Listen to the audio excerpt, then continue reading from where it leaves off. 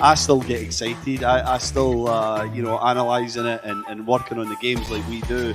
It's that promise of something that can be delivered. Everyone's allowed to dream. And for a team like Toronto FC, it's the start of what they believe can be a very successful journey again towards, winning trophies.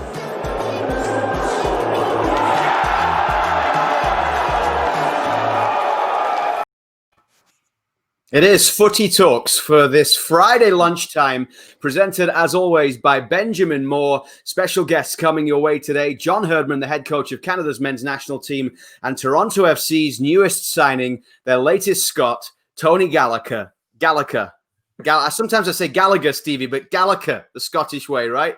Yeah, Gallacher, I think. Yeah, that's Gallagher. Yeah, I would never say Gallagher. Gallacher. So, yesterday, we have to start with the privilege we had, KJ, of being alongside Stevie in the TSN studio while he was watching Scotland in the European Championship qualifying playoff semi-final against Israel at Hampden Park in Glasgow, a rainy Glasgow. A TFC connection there, by the way, because former TFC head coach John Carver, people might not know, is now an assistant coach, part of the coaching staff there with Scotland.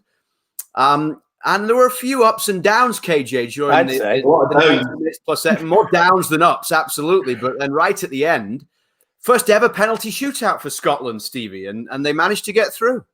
Managed to get through and looked like Germany while we were taking the penalty. Looked like Azerbaijan during the game, and then we looked like Germany during the penalties. It was just magnificent performance. The only real quality in the game was when Scotland went to that spot and they took the penalties. Every one of the guys. Well, no, John McGinn was lucky, wasn't he? The first one was kind of sneaked under the body of the goalkeeper Marciano from Hibs, but every other one was brilliant, KJ, wasn't it? It was the time they showed real quality in the game, unfortunately. Yeah, no nerves at all. Steps up, bang, and steps them in. Good for them. It was the highlight of the day for us, no doubt about it. Look, it's great that international football was back. We had, it's a unique playoff format when you've got knockout games and there's a lot of tension and a lot on the line for these federations. But, for me, being in the studio with you boys again for, 7 hours was again, another pleasurable day. And watching my good mate be a fan for a few hours was actually really nice to see, because, he sees me sometimes with my teams and the highs and lows and that. And Steve's a pretty level-headed fella. When you become a professional athlete, you don't have too many highs and too many lows. But that day, he was a fan again, and it was actually nice to see, Luke. The crazy thing was, we do the pre-game show, and it was all rah Scotland. We're going to get through, which they did. Now they're going to play Serbia for the right to get beaten by England at the Euros next summer. Be careful, mate. But he was pretty confident, right? In that pregame show yesterday, he was smiling. There was a little bit nervous, but more relaxed and just ready for what was to come. And then by 20 minutes in, it had come off the rails a little bit, hadn't it? I mean, you just sort of, you'd resigned yourself to what was coming. Yeah, it was difficult to watch, I have to say, after thinking about it and texting me a few people, calling a few people last night. It was difficult to watch. It was, you're watching these guys, and we had McTominay from Man United, we had McGinn from Aston Villa, started the season so well. We had Robertson, one of the best left backs in the world, playing at Liverpool. Best strikers, David McGoldrick. McBurney was up top. McGoldrick was playing for Ireland. It was a Blades day yesterday. They were all over the place. They were everywhere. So, to put in that performance was so disappointing, KJ, to see how these guys, put on that Scotland shirt and they don't quite show any of that club form. And it was like watching football for a few years ago, unfortunately. It was a lot of channel balls and longer balls forward and fighting for scraps. And yeah, it wasn't good. It wasn't good, but we're through. And when you play games like that, the most important thing is that you progress. And so we'll live to fight another day. Hopefully we can improve things before we play a pretty formidable Serbia. KJ, you could tell us a bit more about them because you watched that game closely, Norway-Serbia. Yeah, Serbia were excellent. A lot of the discussion was around Norway coming in with, quite rightly, Martin Ødegaard and Erling Haaland. And, ultimately we thought that they would be able to deliver Norway, but they were 2 banks of 4 and very dull. And Serbia were able to play through them and were magnificent and they deserved the victory. But, I can say this with all the love in my heart for Scots because I've got family there and obviously Stevie's one of my best mates. But I think by the time it comes up to November 12th in that final, I think Stevie and all the Scots will believe they're going to win again, because this is what they do. And it's wonderful to see, because they actually have so much positivity building up to a game. They plan and they plan and they plan. And then the game happens and they go, oh, we're just rubbish again. I knew this, we were rubbish. And then the game happens. And then they have this wonderful way of filtering out the evidence and then building themselves up again. And here we go again. Rah, rah, we're going to win. And then often they let themselves down, but yesterday they didn't, and that was what was special about it. But to Stevie's point about international football, it is a sport that is almost a different sport to what we watch in the club game in Europe. You talk about Robertson and McGinn and performing at a high level, Premier League and other players, and they go into that system and the coaching, and it's just, wow, it's boring and it's really dull, and it's nowhere near I know there's a lot on the line, I know there's a lot of anxiety, but it's nowhere near the level of club football and the intricacies of the relationships that have developed. But it'll be the same thing. International football can provide things that club football can never bring. Then that's what makes it unique and special. Andy's probably along the lines there. Serbia are going to run them riot. Well, we'll wait and see. We will have the games for you on TSN them around, that's for sure. in November. Do let us know where you're watching or listening to Footy Talks from. I'd love to give you a mention. Thank you to everybody who is tuned in today. John Herdman, Tony Gallacher to come. Juan Manuel Lacanzo is a TFC fan in Argentina. So hi to you all the way over there in Argentina. Awesome. They were in action yesterday in World Cup qualifying, weren't they? So Messi scored.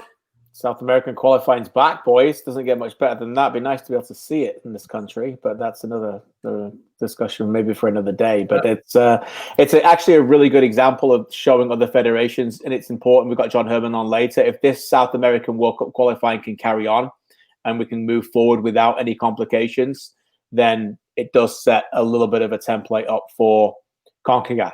But if things don't go necessarily well there, with countries switching countries and traveling internationally, then we'll have to keep our fingers crossed it doesn't go that way. Hi to Joe in Etobicoke, Ivan's in Mississauga, which isn't quite Argentina, but anyway, North Macedonia are close to making a major tournament for the first time. We had probably outside of Georgia and Belarus, I think we did more coverage on that game yesterday than anywhere else in the world on TSN. But North Macedonia and Georgia got to go head-to-head for a place in the next in the Euros when the final takes place in November. Eric is in Grimsby, presumably Grimsby, Ontario, not Grimsby on the east coast of England, where you can get deep-fried Mars bars in the chip shop just around the corner from Blundell Park there at Grimsby Town. From experience, Luke. Absolutely from experience. I don't think you can in Grimsby, Ontario, but you never know. It's been a good week for Toronto FC, boys. Again, we saw them, and you know this, Stevie, that when you're going to have a successful season, it isn't just winning the same way all the time. Sometimes you have to go and grind out different results. We saw them do it at New York City. We saw them have very good second half performances against Columbus and Philly against very good teams. And then under difficult circumstances on a difficult pitch at Gillette Stadium the other night, they managed to find a way to win.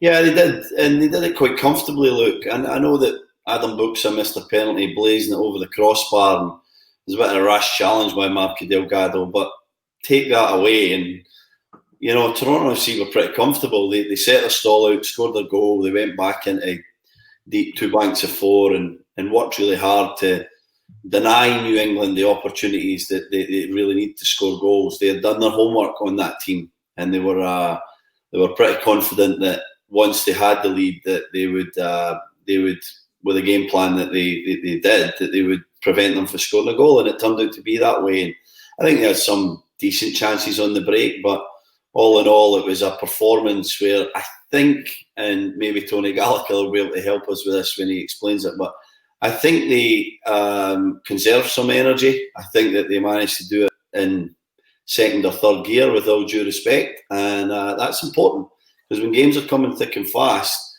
if you can win them without really overexerting yourself, KJ, it's a big thing, because you save a little bit in the tank for the next game and the next game, and it means that you can keep this run rolling along, hopefully. Yeah, look, there's no game of football that's ever identical to the next, but I would say that, whenever you have an opportunity to play different styles, you're going to have an opportunity to say, oh yeah, okay, well, right now this is a bit more of a tighter game. Against Columbus, they had to step up in the second half, and Philadelphia was a bit more of a wide open game. So I really enjoyed the fact that they show different ways to win games. I think that's important. Like you know, the game wasn't, I think, a massive test. There was no Gustavo Bo, no Collis Hill. So that's also something that I would say was probably, if you're a New England fan, you'd be frustrated with, because their two best players not on the field, certainly from an attacking unit. But I think TFC, for the most part, showed an ability to control the game and not, as you said, exert a lot of energy during a very busy stretch. And I think we're pretty good in the system that they played as well, because the system they played, they're still tweaking it as they go. And, you know, Altidore wasn't there, but they pushed Pozuelo a little bit higher, brought De Leon in there as well. And, you know, I think, you know, Jonathan Osorio, you know, not getting the goals this year, but I think his performances in central midfield are going a little bit under the radar. I think his reading of the game is really important. But the other thing I would say is that the way that they play quickly through the lines is particularly coming from him. You know, they have this ability to be quite, you know, it's not really direct, but it's go forward, bang, bang, bang, play at a higher tempo. And I think it'll be interesting to see whether Osorio continues in that role if and when Michael Bradley gets back into the team. Yeah, and we saw it again from Ayo Akinola, what he's all about in the absence of Josie Altidore as well. Ayo Akinola this season has really had that opportunity and has taken it. So that is the Benjamin Moore do-it-yourself play of the game for this week's Footy Talks. It is Ayo Akinola the other night at Gillette Stadium.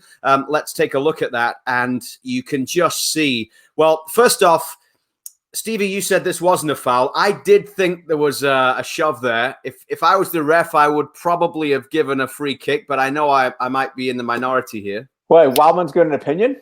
Yeah, that's it's very opinionated off the camera, KJ, the other night. Listen, you know, sitting on the fence as usual during the game. So let's look at that again. I mean, I'm not paid to give opinion, right? You are, but when you get it wrong, I have to say something. Yeah, look.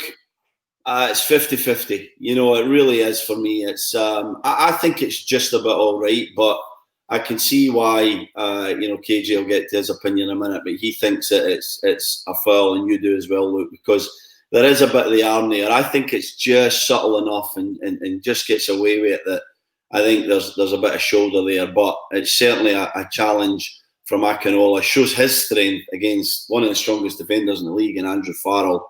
And then his ability to finish it. And, you know, his pace as well. He gave Farrell a little bit of a warning before where he missed the target, should have did better. But that one there, I think, you know, 50-50, VAR should never have stepped in for me, KJ. They did the right thing. Whether it was a foul or not a foul, I think that it was a referee's discretion, and it would never have been clear and obvious, because it's right on the border for me, 50-50. Yeah, I went the other way. It's not that far away from 50-50. I think it's a foul. You know, I think it's a forearm shove. By the way, Nima Sagafi, the referee, is a good referee, but he's miles away from the play. He's miles away. Because what happens is, as you mentioned there when we showed it, the quick transition, Osorio does the spin. He's still a long way behind Osorio, too. He's getting out of the way of the game. The ball plays into the thing. His assistant actually has a really good call, a good look at it, I think, but it probably wasn't necessarily one where the assistant thought he should come in and make that call. Maybe the assistant is at that point now ingrained in his mind to think, I'm going to stay out of this, and if they think it's a foul, they're going to get involved in it, so I'm not going to give it.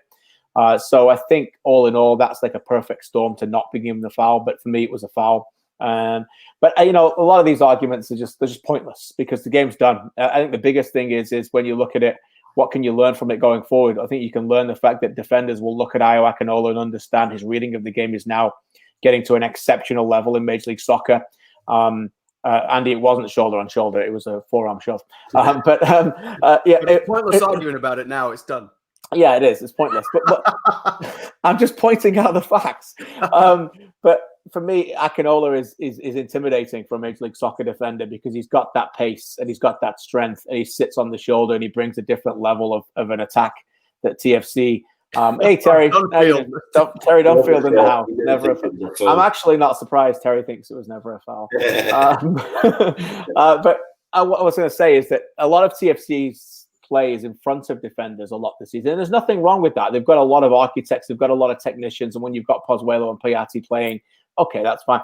But you need the ability to go beyond, Stevie. If you're defending against TFC right now, Akinola has given them a different dimension to their attack. And that allows TFC to play that way, that they can spring from into a transition like that. And when Osorio makes the turn and Pozuelo breaks away and he's got 2-on-2, Pozuelo knows now he can make that pass, and the attack is going to be continue into the final third because of Akinola's pace. You can only play that way if you've got an attacker who's got pace.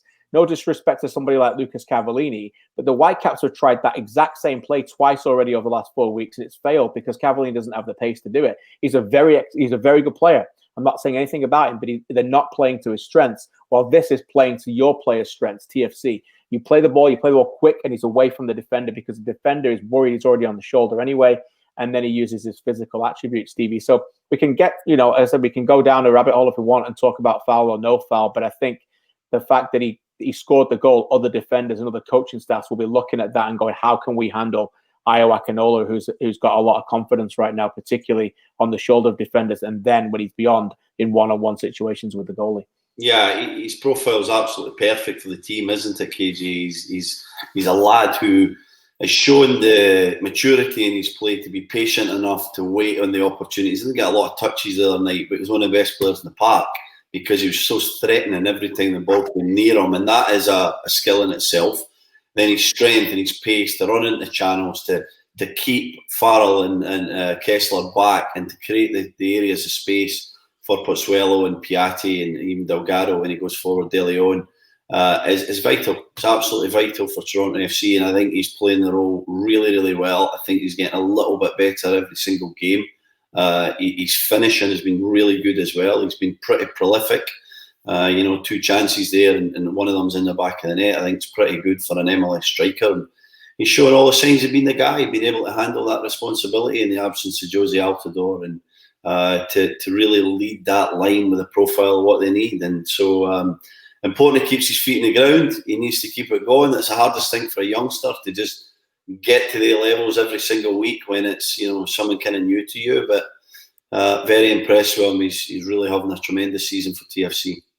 And Greg Vanney as well was able to make a few changes. Alex Bono gets the clean sheet. Of course, we saw the change with Lawrence Simon coming in. He didn't want to play Omar Gonzalez full games on turf back-to-back because, of course, Cincinnati is on turf this weekend. He had the opportunity to bring Auro in the second half as well. So despite the fact that there's no Josie Altidore and no Michael Bradley available at the moment, and Justin Morrow is out, there are different options there for Greg Vanney, and always good when you're able to get a win, KJ, by managing your pieces and being able to keep a couple fresh for the weekend. But we might again see more rotation this coming weekend. I would expect we will, Luke. Yeah, I mean, ultimately, I think Greg Vanney's mentioned it a couple of times now. He's juggling a few balls in the air, and one of them is momentum. He wants to keep that momentum going. Another one is to give an opportunity to players and sprinkle opportunities in there. And he did that on the weekend, obviously at midweek as well, bringing in Lawrence Simon. I wouldn't be surprised to see someone like Zavaleta come in on the weekend. Will he play players like Mavinga back-to-back on turf? And it's going to be interesting to see that. Does he go with back-to-back with Piatti? Does he look at a game where he can give Pozzuelo a rest? There's another game in midweek as well on the 14th. So, not to disrespect Cincinnati, but TFC are final. They're okay right now. I mean, of course you want to win the Supporters' Shield, but you don't need to win if ultimately you've got to be able to keep these guys fresh mentally and physically ready for the playoffs. And it's a challenge because they're away from home as well. So if there's, substantial changes on Sunday, then I would not be surprised at all to see that. Yeah, I think that some of the guys, like you said, KJ, could be changed there. But the important thing is, you mentioned Osorio, his role within the team, Delgado as well. These guys can go as many times as they want. So it's up to Greg Vanney, if he just thinks freshening up that area, or maybe Fraser gets a chance, maybe they took the formation a little bit, they try something else. I think this is a game that you can experiment a little with the 11 and even with the formation if you want to try something different. No disrespect to Cincinnati, but the looks like they'll probably play quite defensive, and they're one of the poorer teams in the league. And so TFC have an opportunity here to do something a little bit different, and I think that would be fair enough considering what's coming ahead for them in the coming weeks and months. We were talking about the differing opinions on the Akinola. Was it a foul? Wasn't it a foul? And it was interesting talking about different opinions on fouls. After the game in midweek, we get a lot of help and information from super statsman Martin Bailey, who is just an absolutely font of all knowledge when it comes to Toronto FC. The records that he has, have to thank him for the way that he sends them online on Twitter during games as well, so that we can pass those on to a wider audience on the broadcast as well. It really helps us paint a picture. But after the game, or yesterday it was, he tweeted out, if TFC keep 11 on the pitch against Cincinnati, they will go 25 matches without seeing a red card. And that will be the joint third longest stretch in TFC history. Now, the longest stretch of games without a red card for TFC is 41 games back in 2013, 2014. But it all came to a shuddering halt on the 23rd of May, 2014 at Kansas City, when Baldomero Toledo showed a red card to Stephen Caldwell. Shocking decision. Here's the incident. I'll let everyone think for themselves, but it's a shocking decision. I wish I was actually playing and calling this game. If they've forgotten, they can judge this for themselves here as Stevie comes in and takes Diwali just around the midriff. Runs into my foot. Sorry? He runs into my foot. I get the ball. Definitely 100% the ball. His body then comes into my foot. He needed. Look, I'm asking him, why are you rolling around? That little man. He's a good little player, that lad, actually. I was surprised he left MLS so quickly, but I definitely got the ball. Because he didn't want to be chopped by you. Look at that. There's no ball there. You get the ball. You got the ball, but you followed through on his knee. No, right? He run into my leg. Caught him a little bit. Yeah, you caught him, mate. You did catch him, mate. I'd have your back, but I think if I was saying that, I think I'm doing sidelines, by the way. It doesn't show it there, but I'm doing sidelines, and Stevie has to run off down the sidelines afterwards. And I have to say, I never forgot his face. I was like, I wouldn't mess with him right now. He's steaming. Friday night in Kansas City, I remember it well. When I searched for that clip, I searched for Stephen Caldwell sent off Kansas City 2014, something like that. Up comes this article first from MLSsoccer.com.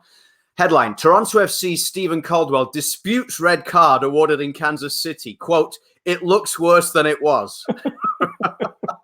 Got the ball.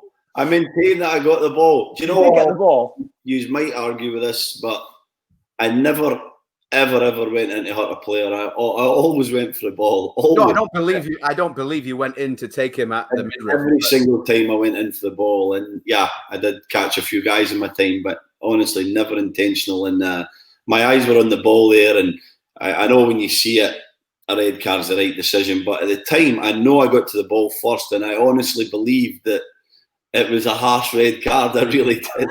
That's okay. It's taken 6 years in a global pandemic, and now we finally have the truth. Well, I never admitted that it was the right decision. You just said a red card was right. Red card. One to my mouth. I didn't. I just said that I can see the ref's way of thinking. Maybe I owe Toledo a bit of an apology. I like the lean into Toledo. Stevie's always got that lean into the ref as if like, don't mess with me, son. What are you going to do about it, hey?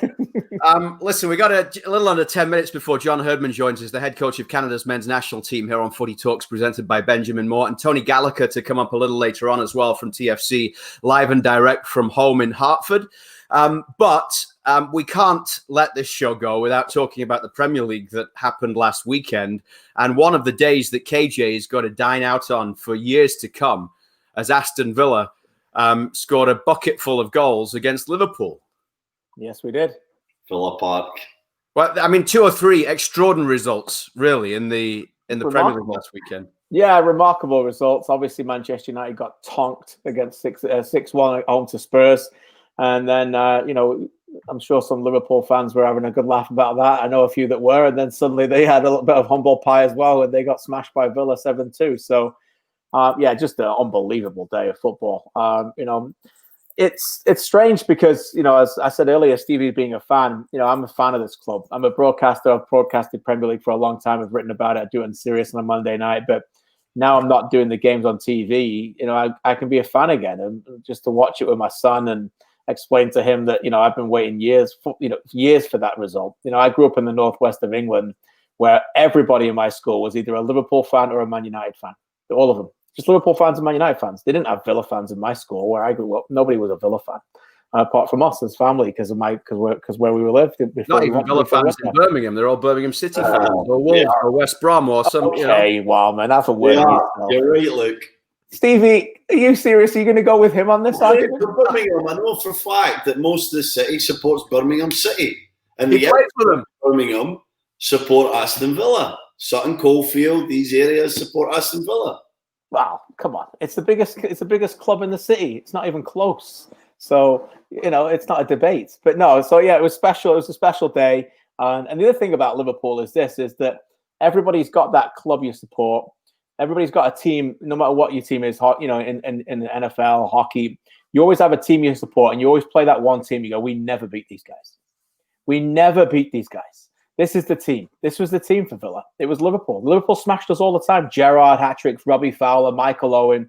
We beat them in the 2015 FA Cup semi-final. They were coming to the end of their time with Rodgers, so that was different. But other than that, their record against Villa is unbelievable. You can check it in Villa Park, Anfield, doesn't matter. So it was good. It was a good day, and certainly one I enjoyed a lot. And by the way, Jack Grealish, who's got a lot of headlines this week for his performance against England, for England against Wales, was absolutely magnificent. Is unquestionably the best, and I've seen almost every Villa game he's played. Unquestionably the best performance he's ever had in a Villa shirt.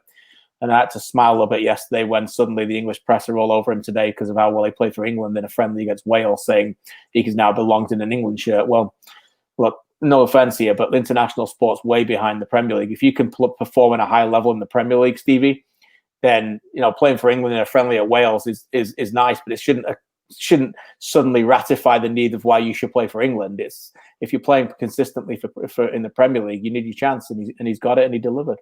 Yeah, I think he's really maturing, KJ. I think he's a lad who is finding his true self. He looks comfortable in his own body. He's a man now, really. And I think he's had these kind of naive, petulant moments in the past, but I don't see that coming into his game or his personal life these days. And so credit to him. He's done really well. And now, I thought last season he was really good, but I thought he was lacking the support, the end product a lot of times. This season he has the support.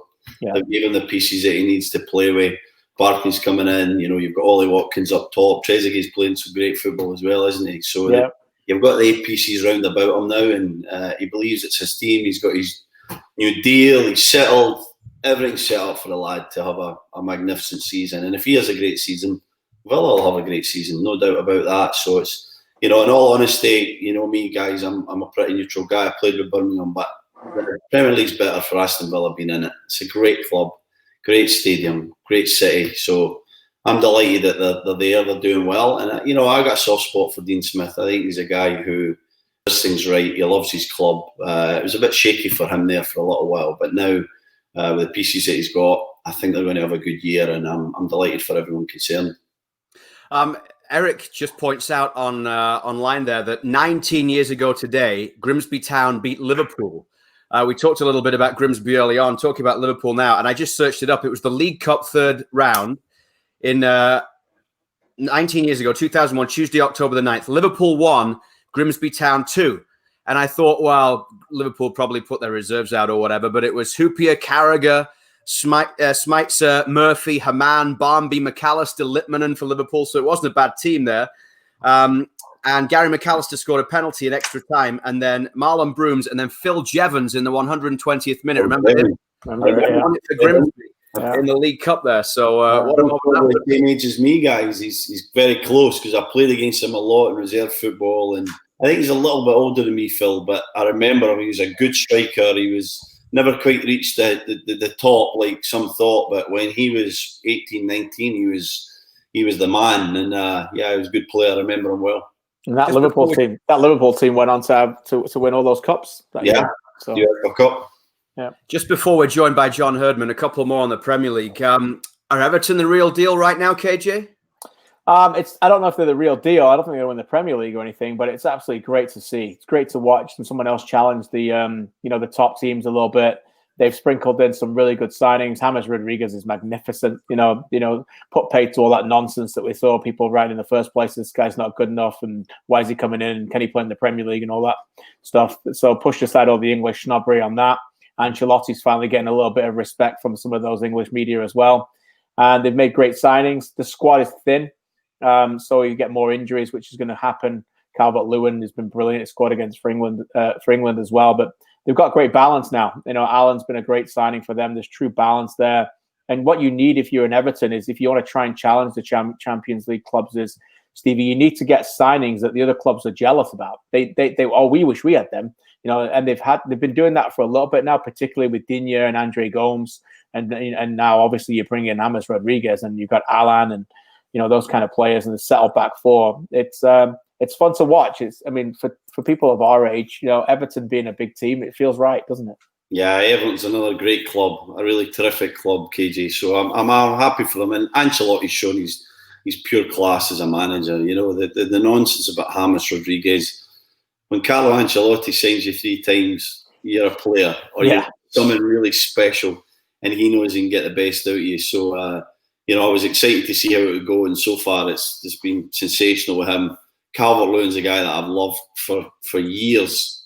Even when he wasn't scoring goals, I thought this lad, if he puts it together, could be a real handful, and he's proven that. And Richarlison's another one. I think I've said it to you guys in the past. A lot of times, I think Richarlison will play for Real Madrid and Barcelona one day, one of the two, because he's that good, in my opinion, and he's shown his form again. So, big test at weekend, isn't it? It's Liverpool who will be coming in there with a bit of a reaction, I think, to that Villa Park game. So should be a big one, and it'll let us know just exactly how good Everton are. Great to be joined now on Footy Talks, presented by Benjamin Moore, by the head coach of Canada's men's national team, John Herdman. John, hope you're well. Thanks for joining us.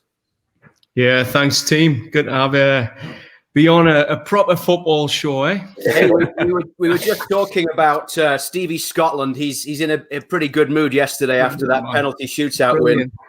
We've talked a bit about a really good team that plays in black and white today, Grimsby Town.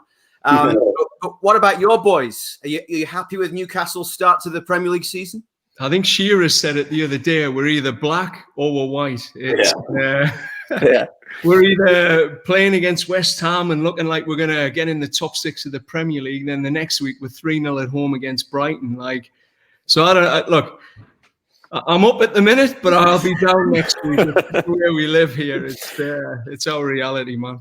But I'd rather be Newcastle than Grimsby. So put it that. But we were talking before about getting deep fried Mars bars in Grimsby. I'm not sure they're available in Newcastle, but maybe in the northeast you can. The deep fried Mars bars at the local chippy. Deep fried Twixes. That'll do as well.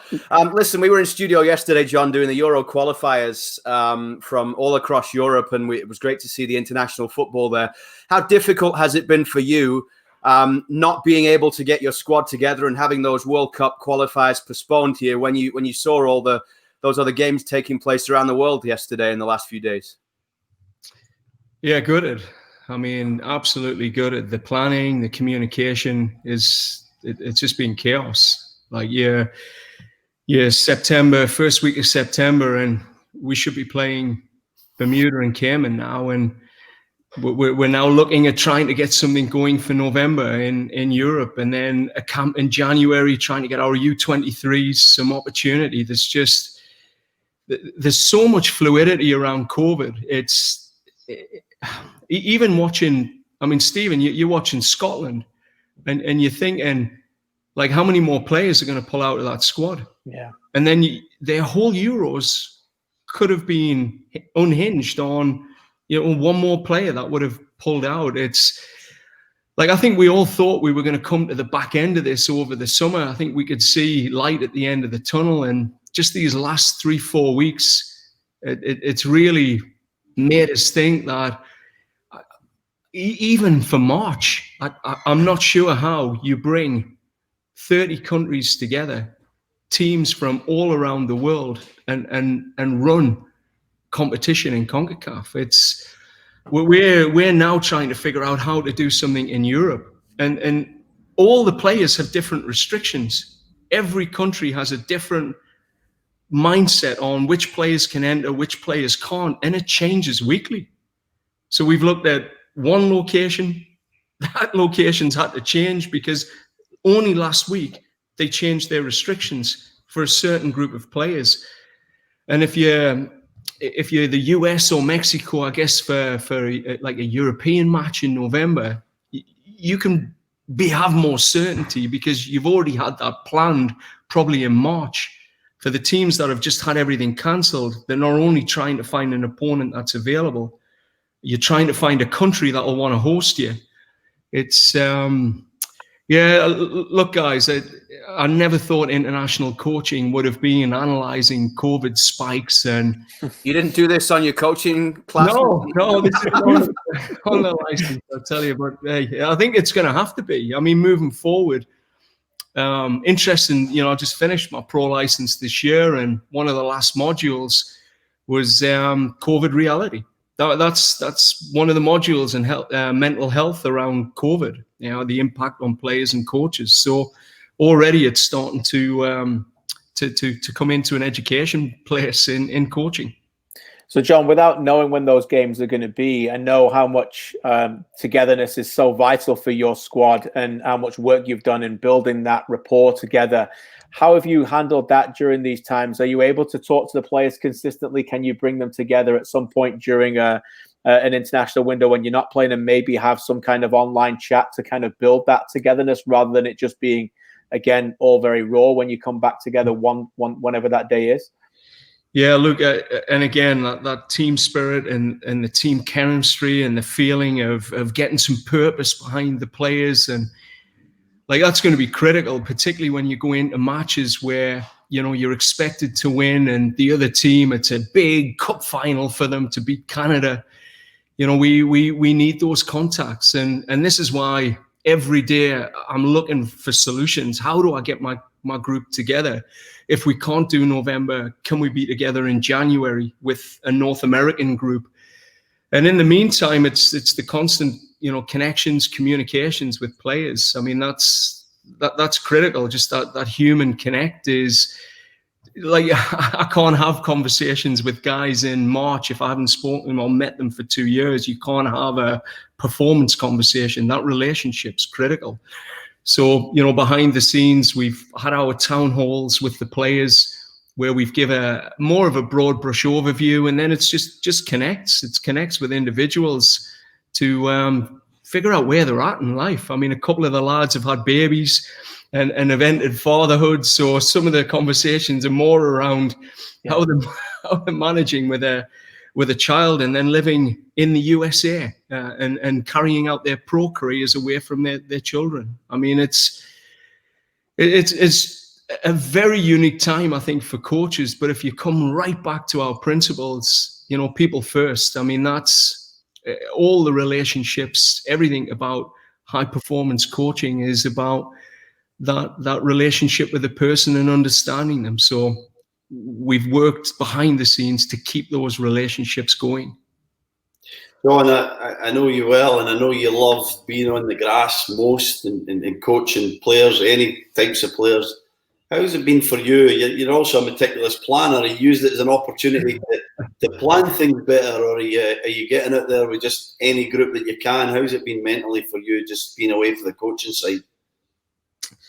Yeah, I think this last 2 months personally is hit us hard. Like I'm an optimistic guy, and I think the cancellation of these last games, it sort of really hit you hard mentally and emotionally. We'd put a lot into the planning of it, so it's getting up and going again. It's refocusing the staff on the priorities, which are the player recruitment and constant monitoring and tracking. And I think, like I keep saying about silver linings. The silver lining is we know our players far, far better than we did this time last year.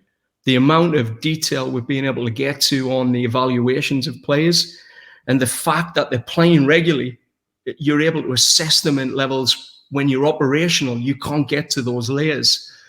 And we've been able to expand that awareness into a group of 80 plus players now. And that's the staff, Mauro, Andrew Olivieri, Alexander Lado, because we haven't been able to get together with players.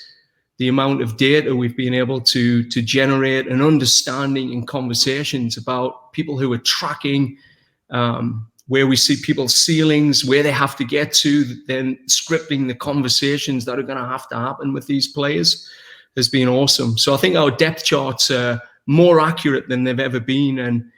And we've had some new players on the horizon, Alistair Johnston at Nashville. I mean, that's a player that we've really been able to get some insights into, which could strengthen our squad moving forward. You talk about new players potentially coming in. One of the players that hasn't committed yet is Ayo Akinola of Toronto FC. I presume you saw the goal he scored the other night in New England and have been following him closely. What do you like about him, and have you had any conversations personally with him, John? Yeah, we have. For 2 years, we've been speaking to Ayo, and look, understandably so. The conversations early on were he's part of the US system, the youth system, and the US youth system can offer a dual passport player like him a lot more than the Canadian system, and that's just being real. Like the amount of money that's put into their program, the amount of competition, the contacts, the regularity of their qualification.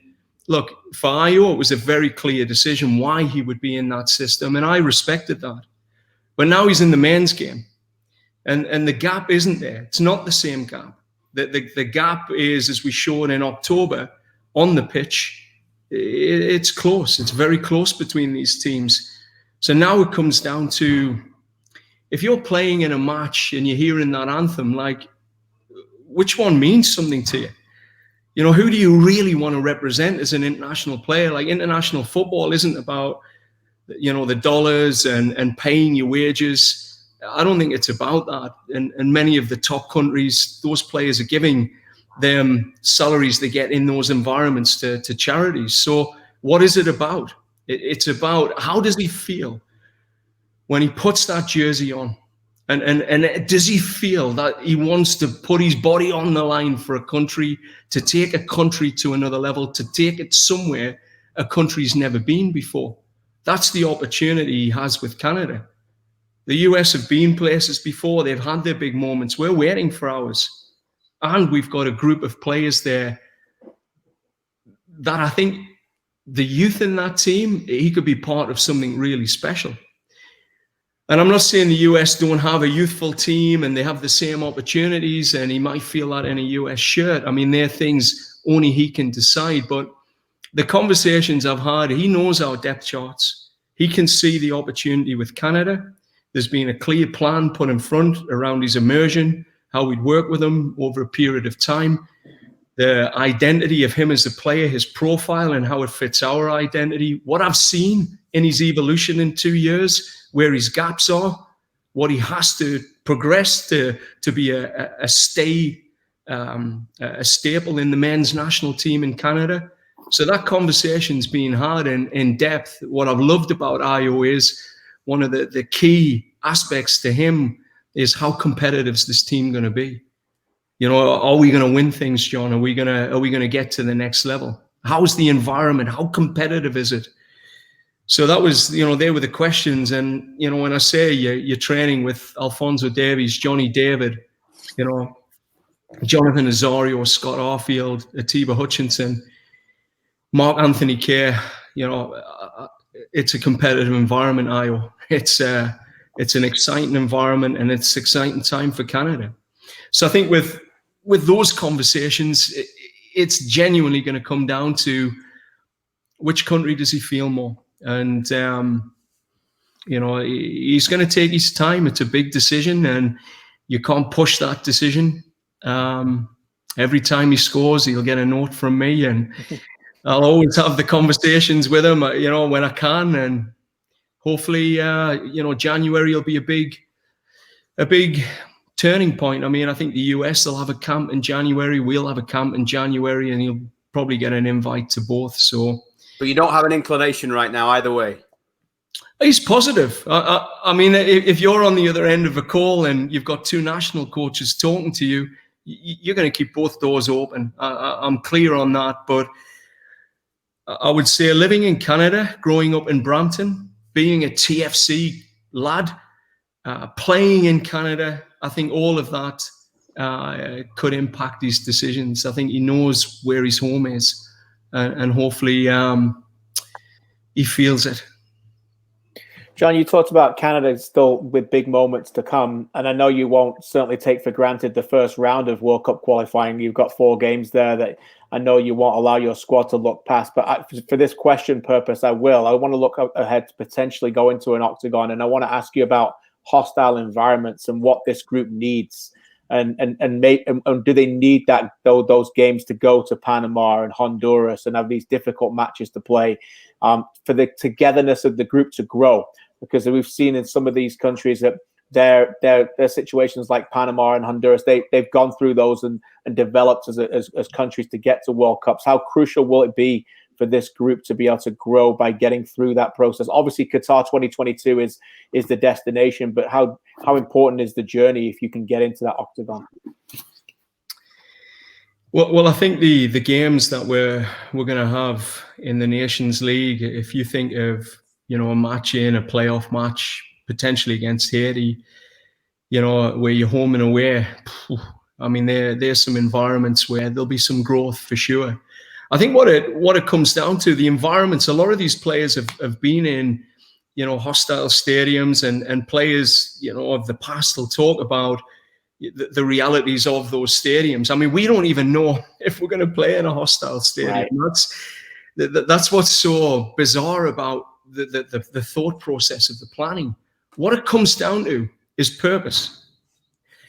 It comes down to who actually wants it more. That's where, when I've listened to the stories of players of old and new, is that for many of the players, just the genuine desire, you keep hearing it, they wanted it more than us.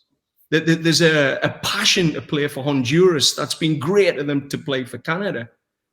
We've had at times some adventurers that have played for Canada that have enjoyed the international experience, but not the warriors. Guys that are going to go absolutely body on the line and do whatever it's going to take to win a football match.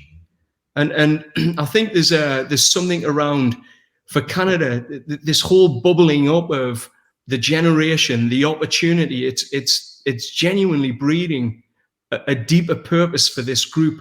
Number one, not to get beat and keep proving that narrative that we're not good enough. They want to dispel that myth. And I think that's part of what's going to bring that extra 10% when you're in a tough environment. And then the next piece is they want to go to a World Cup.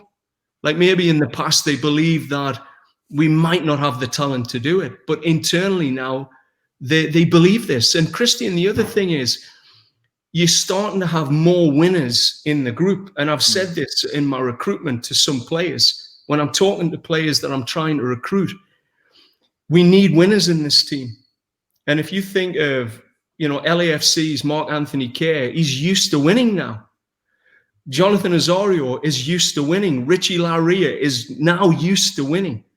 You look at that type of player, not players that are used to being in a club that are scrapping for their lives in the bottom half of a league, week in, week out. I want players who have been into that game in Mexico where they've lost the CONCACAF Champions League, and they've experienced that. They've been in those big moments. So I think we're starting to build a group of players, Alphonso Davies, that are expected to win at the highest levels. And they bring that mindset to the group, and they don't tolerate the mindset that can form when you're in these tough environments.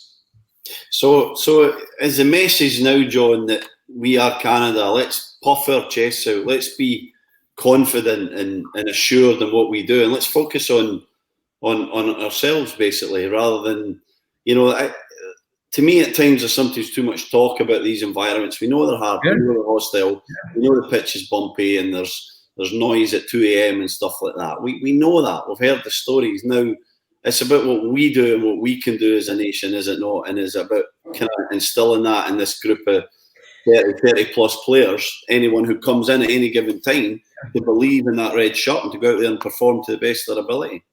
Yeah, and I think you can't have bravado on that. It can't be something that you just talk about. You've got to have people in there that have experienced that, and it's part of their DNA now, and they drive it from within. I mean, you were part of the preparation for the US game away. And look, we went in there with our identity. We pressed them from the first minute to the last. We got on the front foot and we said, we're not going to be that team that drops off, plays for the draw, and sits back. That's not the mentality of this group. And part of it is being that, shifting the mindset. You were part of the game in October where we said, we're gonna get right on the front foot and impose ourselves on an American team. And we're going to do it home and away, because this is where we're going to be. This is New Canada. And you can argue, well, you know, sometimes you've got to get off the back foot and just, you know, manage the game more carefully. In this group's mind, it's more about showing we're going to be a front foot team to prepare that mindset that when we go into Honduras, like, we're not going to take a backward step. We're not going to wilt towards the poor me and the poor conditions. We're different. And we've been generating this. I mean, games we've played in 2018, 2019, we've set over 10 different records now in goals scored. We've changed the way we think and go about games. So in typical games against the USVI, you know, they're happy to come off the field with a 4-0 win because the conditions were this. In that game, we were clear we're going to break the record. And right up until the last whistle, we're pushing for another goal. And with that, Stephen, like I say, I totally agree with what you're saying, that if we're going to take the next step, it's about the mindset of the group and an expectation that we're going to a World Cup, not trying to get there. And that's what we've been shifting over a 2-year period of time. Just finally, John, I wish we could talk for longer, but we've only got a couple of minutes left, unfortunately. I just want to get your brief thoughts on a couple of players. One, Jonathan David, and what you've seen from him since he made the move to Ligue 1 and settling in there. But first, Richie Laryea and what we continue to see from him and his development for TFC, whether it's playing as a right back, a left side midfield player at one point. He spent time on the right side midfield. Like, the versatility, the development we've seen from him. What have you made of that this year? I think firstly, I think you've got to tip your hat to Greg Vanney. I mean, he's brought something out of that player that no one could. And you know, I think what he's done is what is at the core of any coach's craft, is to bring the best out of the people you work with. So, you know, watching Richie this year, I think there's been another evolution in its consistency. I thought last year there were up and down performances, and we spoke about that at the beginning of the year. Just how he has to now achieve a level of consistency. So he's done something in his own craft, his own professionalism, to allow him to be this player he is now. And then I think Greg Vanney he's put so much belief and confidence in Richie that, you know, you see it on the pitch every time he plays. So when I watch Richie now, you know, I flicked a text to Fonzie a couple of weeks ago when he had that assist down the left side and said, "Watch out, Richie's coming." And then he does it again on the right. I mean, that's what's exciting. He's becoming a hybrid player, a player that, you know, for Canada, we could play him on the right, we could play him on the left, which gives us more flexibility to our team. And again, when you see fullbacks like Alistair Johnson starting to form and Kamal Miller getting consistency in his game time at fullback, you know, you start to think of where else can you do with Richie Laryea? Where else can he play for our team, given, you know, how you manage games? Does he play in front of a fullback in a game you want to keep more tight? So look, just excited, really excited. And you know, congrats to Greg for what he's achieved there. But for Richie, you know, he's taken himself to a new level this year. And Jonathan David? You know what, with Johnny, I think you have to tip your hat again to the decision they made to go to Lille, him and his advisors, because I spoke to a Premiership sporting director about Johnny when the recruitment processes were happening. And if he'd gone to the Premier League, my feeling is the pressure there, and then I think he wouldn't have been given this time to evolve. And I think in France, at Lille, they were very clear that this club had a strategy as well as a track record for giving young players a chance to flourish. And to be fair, you've seen it. He's needed the 4 games to build rhythm with his team. And it's like any young player. He could have came in, scored his first game, and he's a hero, and off he goes. But for a lot of young players, they don't score on the first game. And in the Premiership, the second and third, he could have already been out that squad. So what I've seen is in 4 games, you've seen he's in the rhythm now of Lille. That last game, you could see he's way more in sync with that front 5, with the tactics. And I feel like they've adapted to let him go into those places and play deeper. If you know Johnny, that's where he comes alive. He's like a ghost. He wants to live in the half spaces, in the grey areas between zones, and then arrive late. So I think they're starting to get the best out of him. So I just think it's a really clever decision for that player to make that step into Lille. Quick one for me, John, before we let you go on Alfonso. You mentioned you sent him a text there. You know him better than all of us. When he's won the biggest thing there is to win now as a teenager in the UEFA Champions League, I'm sure that presents a massive, massive addition to your squad and what he can bring about being winners. Are there any challenges there that you're going to have with a young teenager who's done everything in the club game when he comes back? I would imagine he might be a little bit harder to manage in some areas. I mean, it's just to be honest. I mean, I'm sure there's some tasks there that you might have to work on with him as well, no? Well, I think it's a loaded question, isn't it? I think you know the answer. I mean, I think that the challenge that I've got is I've never been 19-year-old with that much talent and that much money, you know? Right. That's why I generally don't know the answer. That's why I threw it out there. Yeah. But I think when you look at this, and you can use examples of Gareth Bale, and I remember speaking to Chris Coleman about Bale and how he operated in that environment. I think the challenge for any player is not to put too much on him. I think this is the critical part. There's a real balancing act of, look, Fonzie, you could be the absolute game winner for this team. You need to go and win this game. It's not a need. It's about how he can work with other players in the team to get this combined energy. How he can bring the best out of people, how people are going to bring the best out of him. And then I think you have to take this complete, like, you're the man off him at this stage, because when that is put on a player, I think a whole other set of behaviors can form, which will be unhelpful. And then I think, Christian, the other part is just everyone recognizing that, like, he's still got a job to do on the pitch. So everyone's going to want to market the hell out of him and talk to him. And he has got a responsibility there, without a doubt. So, you know, I think it's a lot of what we've got to get right off the pitch so that he can still, 1, be a teenager, 2, not a teenager, a young player, 2, enjoy his football, enjoy it.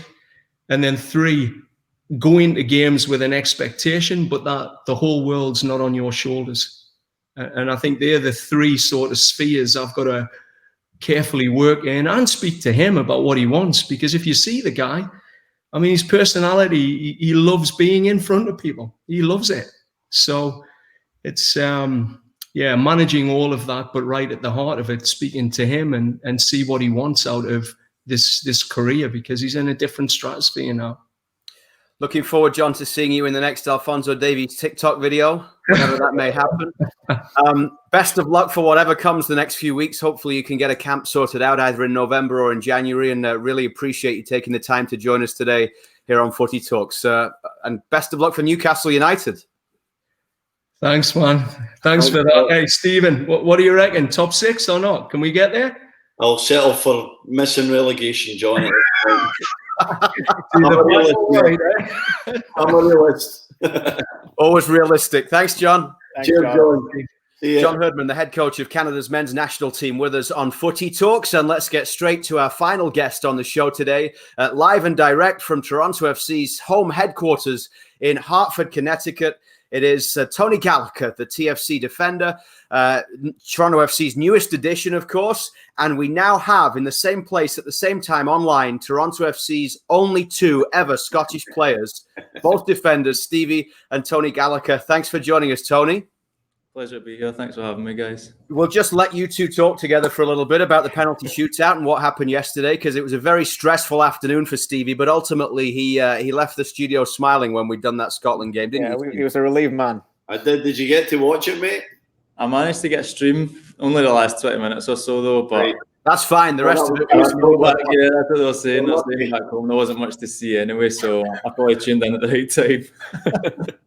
How have you settled in with life in Toronto and what must have been a really difficult circumstance coming over the quarantine? I heard you say you'd never been to Canada, North America before, and then the move en masse with everybody to Hartford. What's it been like for you, Tony?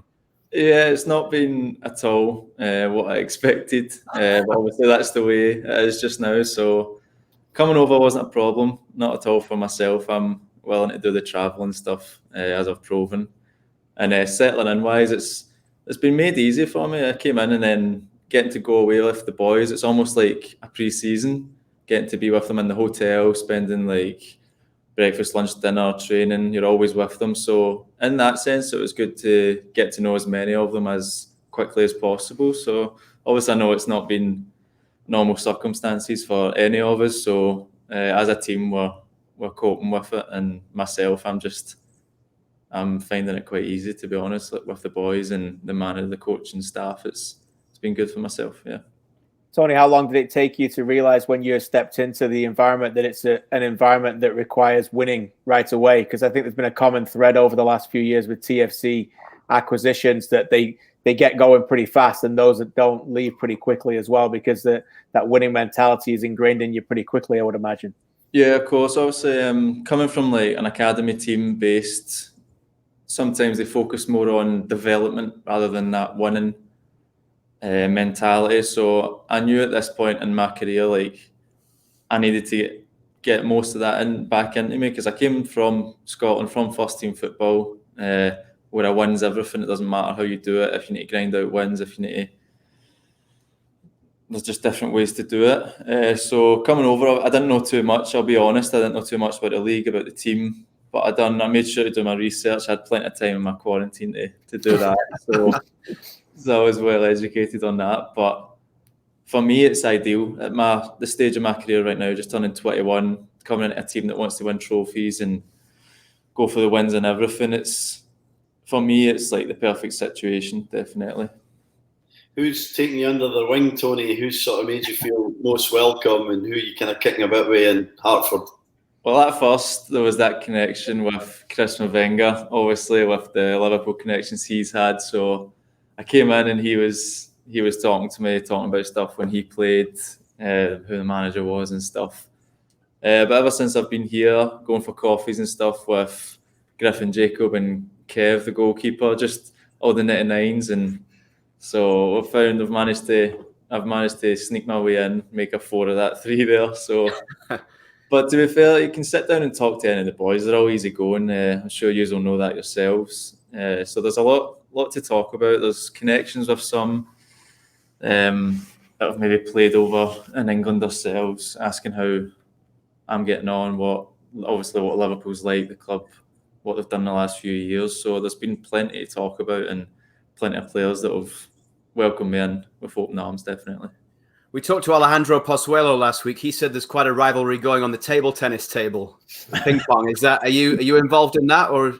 I tried to get in, but it's been a few years. So I'll just leave it at that. It's been a few years, so. But not to be fair, I wasn't expecting. There's a few. Lolo, he's quality. Griff as well, and yeah, Pause. I've seen them. I've seen a good few. I'm not at that standard. I'm not going to lie. I'm not there. I'll just sit and watch and. Yeah, I'll just stay there. That's fine.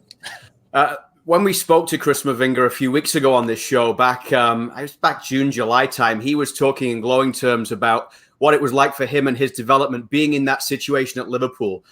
Just that club environment of such a storied club with a past of developing players and winning things. And I just want to get your thoughts on what it's been like there for you, being in and around that environment over the past couple of years, when this is a team that has achieved so much, and just what it's like to be involved in that Liverpool environment. Yeah, as you said, especially at the time that I've came in, has been the time where they've rocketed. They've won everything you can really imagine, like you'd want to win as a player. So the 2.5 years I've been in, the spirits have definitely been up there, as you can imagine. The under-23s, we follow the first team schedule. The training's is very similar. So anytime I've been asked to go up, I've been used to what the manager puts out. The standards that you train to are always like kept high throughout the academy to the first team, of course. So being part of that has been a great experience for me myself. I never would have thought anything of that. Like growing up, you just dream of that stuff, like being part of and being involved in something like that. So, but ever since I've been in, it's been good. I've had a few chances to train, and obviously that big game against Aston Villa that probably might not happen again in football, but I was lucky to get the chance to go in there. But yes, the experience is great. Being part of the coaching staff there, they know obviously what to do with developing players, as you said. So the 2 years I've been in, there's been a lot of highs, definitely. KJ's a Villa fan, by the way, so there might be I wasn't going to bring that up. More recently that he watched. No, I'm not going to bring that up. It's fine. Yeah, a lifetime of getting tormented by Liverpool. It's gone our way the last 2 times. I understand it won't happen then again, so I'll enjoy it. But Tony, you've got your chance right away when you've come over. I think that certainly helped your development as well, and you're not just become like a fringe player who's looking to get in. I want to ask you about that ball that you played into the box for Ayo Akinola, because I suggested to Greg Vanney in a press conference recently that before you were signed, he was often trying to play Richie Larea there or Auro when Justin wasn't available, and you brought great balance because you can open your body up a little bit and you can swing in that ball on that left foot. Maybe you can just talk to our viewers a little bit about what that was like to get down that width, look up and play a ball in like that leads to such a massive goal. What was the feeling like inside when that went in? Yeah, and it was one of those ones, as soon as it comes off your foot, I knew I got a good connection on it. I knew I was going to the back post as well. So he managed to, he says to me, I made it easy for him, which is a good compliment. So, but at that moment, even when I first came on, my first few touches, I knew there was space with the way Philadelphia were playing. They were playing a narrow diamond. So that suited me. That's my game. I like to bomb forward, use the space in front of me and put those crosses in. And when the ball from Markey as well, that just set it up. Just ran onto it, 1-2 touches, and then that was where I wanted to be. So it was just all about concentrating on that connection, make sure I was just ultimately in that position. You just make sure you're beating the first man. And I knew as soon as it came off my foot that I'd done that, and all I needed was Ayo to do the finishing touches, and he did that. So the feeling was unbelievable, definitely. Tony, he's been here 3 weeks, Stevie, and I think we've already given him the award as the best assist in a Toronto FC jersey from any Scottish player. Unquestionable. the only assist from any Scottish player. You must have got a flick on at the front post, no? No, nothing. No? That was a ball that I'm incapable of doing as well, guys. It was a magnificent delivery. No assist for me in the Toronto FC. I don't think so anyway. They hand out assists. They hand out assists easy in MLS, and Stevie still weren't able to get one. So.